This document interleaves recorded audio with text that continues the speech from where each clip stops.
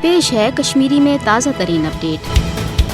باخبر ذرائع ہند ون کہ بھارتی حکومت پنو حقیر مفاداتو تو قشر عوام تحریک آزادی غلط رنگ دنس ست پاکستان زخ واتن باپت بے اکہ پھر بھارتس خلاف پانے اکہ دہشت گرد حملچ سازش ورتاون واجہ او باپت کہ سہ ہیچ درست ریاستس اندر غیر آئینی لاک ڈاؤن تو غیر انسانی حربو ستر تحریک آزادی دبوت۔ حالانکہ امہ برہ تہ پاکستان تو قشر عوامس خلاف بھارت یش منصوبہ کیو فالس فلیگ آپریشن ہی شیطانی چال ورتاوان آمت۔ یمن من سمجھوتہ ایکسپریس حملہ پہ جموں ایئر فورس بیس واردات ہی درجن کھت زیادہ ڈرامائی پلان دنیاس مشت ہیکن گھت تکیاز تحقیقاتو پتہ گو پاکستان معصوم تو بھارت بذات خود مجرم ثابت، یل زن ونکس تہ نریندر مودی سندو سیاہ کرتوتو کیو غیر انسانی پالسیو یہ واضح کورمت کہ بھارت یتھ خطس مز دہشت گردی ہز موج۔ سہ بھارت یس مقبوضہ جوم تو اندر معمول کس جبرس ست ہتہ بدین سانہ ہاتن مز ملوث آمت رٹنہ